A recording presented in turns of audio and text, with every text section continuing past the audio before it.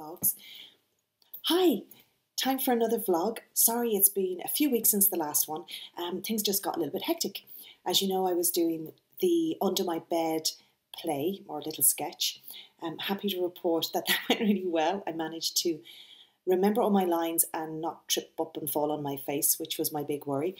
It was a lot of fun. I laughed so much in the green room with, all in all, it was a wonderful experience and I enjoyed every second. Actually just received a card, which was really lovely in the post, from Barnardos and from the Under My Bed team, which I think is quite beautiful, thanking me and also inviting me to go and visit the Barnardos, one of the Barnardos centres. There are 40 of them around Ireland, to see where the money we raised actually goes to. So I'm really looking forward to doing that. It will be kind of wonderful, won't it?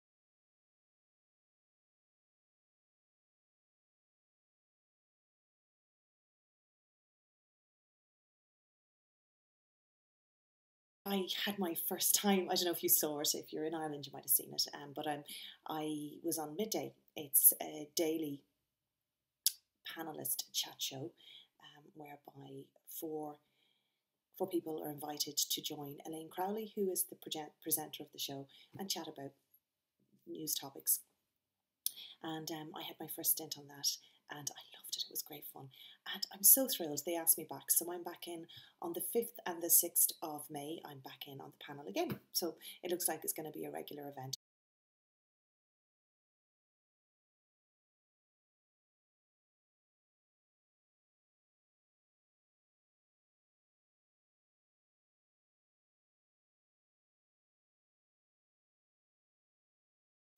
I'm writing, oh my goodness, wait till I tell you this.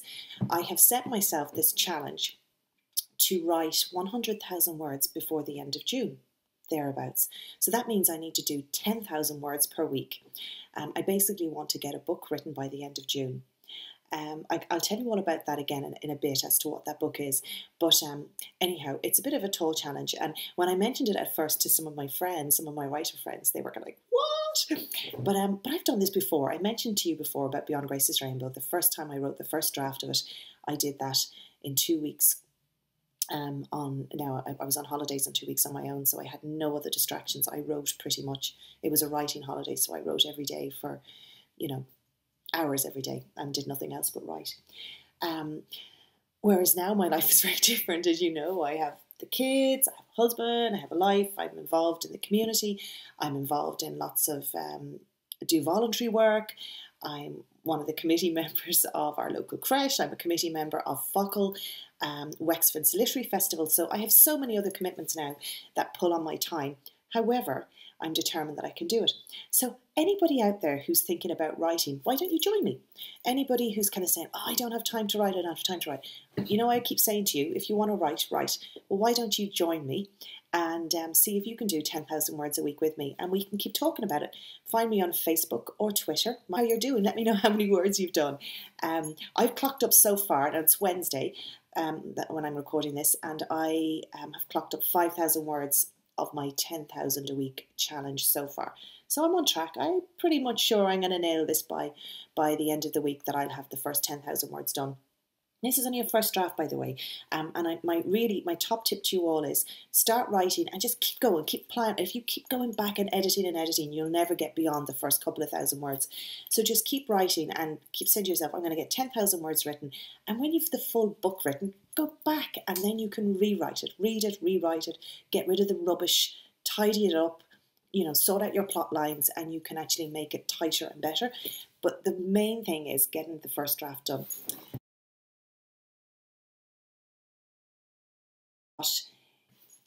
Fionnuala Kearney's debut novel, You, Me and Other People, and I'm really loving that. I'll review that once I finished it. And I've also been lucky to get my hands on an advance review copy of Erin Lawless's Somewhere Only We Know. And I've started to read that too, and I'm really enjoying it. I loved her first book, and I'm really enjoying this too. So again, I'll let you know about that once I have it finished. So the book review that I do want to talk to you about, a book that I've finished, I can't show you the cover because my mother has already robbed it on me. I was raving about it so much that she was over here. She comes over every Monday night and we watch The Walking Dead together. We're both complete addicts for The Walking Dead, and I had been raving about it every week, and she nabbed it on me. But the book is called Dorothy Must Die, and it's by Danielle Page. It's a young adult book. First of all, it's a must for any fans of anything to do with The Wizard of Oz, which I am. But also, I think anybody who loved Suzanne Collins' The Hunger Games, or any of those young adult books, you're going to love this. I think when it comes to young adult books, I think that they can be enjoyed by all ages. You know, anything from your teens right up to my age and older. You know what I mean? I think once the story is good, a story translates for all ages. Highly recommended. Now, I have to say I was a bit nervous about reading it. I was sent it by a lovely girl, actually. Trish is one of the bloggers that I know, and she knows that I love everything to do with Oz, and she sent it to me when she'd finished reading it, and I'm so grateful that she did, loved it. But I was a bit nervous about picking it up because it is quite a dark and twisted take on the wonderful world of Oz. I'm such a huge fan of that movie. It's a childhood favourite of mine. Watched it every year at Christmas with all the family. And it started off a very strong affinity with rainbows for me. Now, you'll know that if you read my books, you'll know that, because Beyond Grace's Rainbow was hugely influenced. Grace's characters was hugely influenced by my own love of rainbows.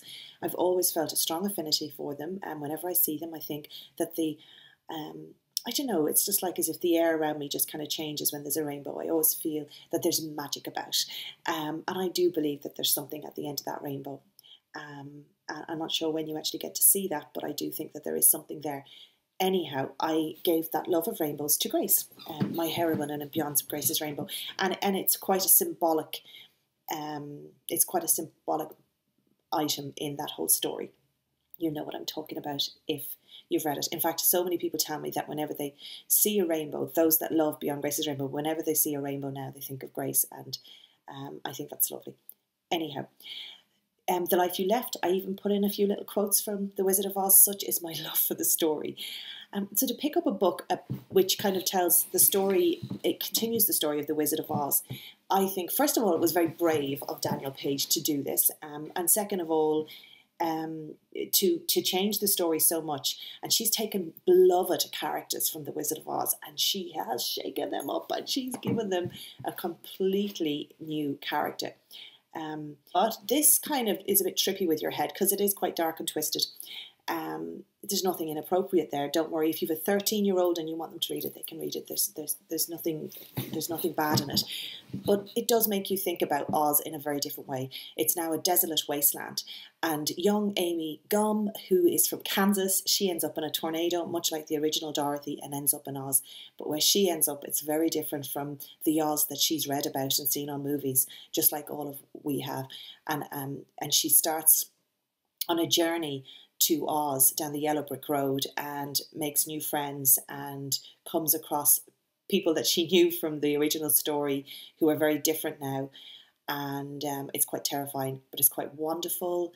And I really think if you pick it up, you'll enjoy it. So highly recommend. It's one of a trilogy. I think the next book is out later this year. It's published by HarperCollins, who are my publisher actually. God, I wonder who I'd have to kind of sweet talk to get an early copy of the next one, because I can't wait to read it.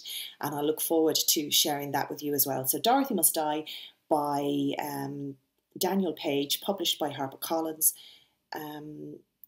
Check it out. I've got to go and write another couple of thousand words today to keep on target. Much love to you all. Check in with me. Do Happy Mrs. H on Twitter or on Facebook. Check in with me. Let me know if you're going to join me on my challenge to get 100,000 words written by the end of June. We can do it. I know we can.